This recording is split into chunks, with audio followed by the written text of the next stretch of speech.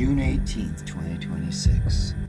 This is the conclusion of Jeff the Bearman Watson's comments regarding the Anchorage Zoo tragedy with my bear kitty.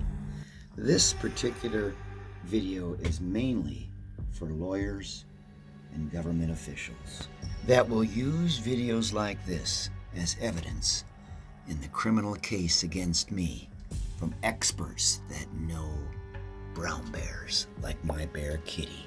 For that reason, breeding season is still widely recognized as a period requiring increased caution and heightened monitoring when housing bears together, regardless of whether the animals are intact or altered. That is why I believe it is reasonable to question the possibility of aggression could be considered entirely unexpected, even if one or both bears had been surgically altered. The statement that staff had never observed this type of behavior between these bears before also deserves clarification. If these bears had never previously been housed together during the breeding season, then that statement could be somewhat misleading to the public. As written, it gives the impression that the bears had been successfully living together in harmony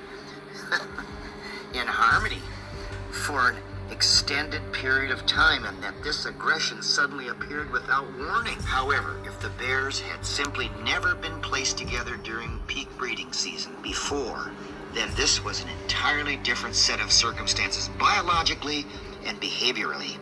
In that case, the statement that this had never happened before may not necessarily indicate that the bear pairing had a long history of peaceful compatibility under comparable conditions, but rather that the bears may never previously have been exposed to one another during the most hormonally charged and potentially aggressive period of the year. The female bear had been confiscated by the Alaska Department of Fish and Game and placed at the Alaska Zoo, where she initially remained in quarantine.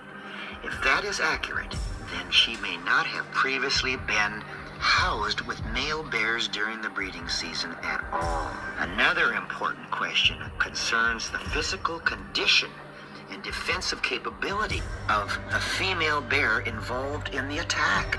Did the female bear possess full dentition in all of her claws when she was placed with the male bear?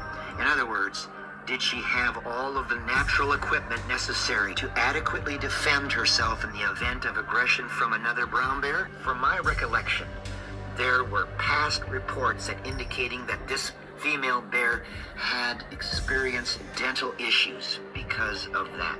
I believe it is a fair and important question to ask whether any teeth had been removed or whether she was missing any significant dentition at the time she was introduced to other bears. When assessing the risks associated with housing brown bears together, particularly during breeding season, the physical condition and defensive capability of each animal is highly relevant. A bear lacking normal dentition or other natural defensive tools could be placed at a severe disadvantage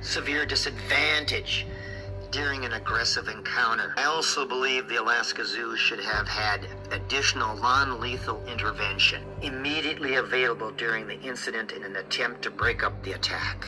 Unfortunately, the female bear being attacked was reportedly exposed to bear spray along with the attacking male.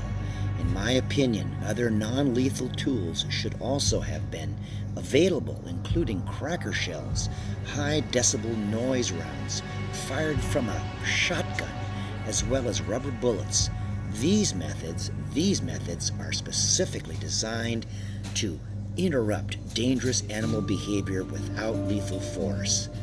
In a situation like this, it would seem more appropriate for the attacking bear to be specifically targeted with such deterrence in an effort to stop the assault, rather than simply deploying bear spray affecting both animals. For what it's worth, that is my opinion as someone who has handled captive brown bears for 38 years. By Jeff the Bearman Watson.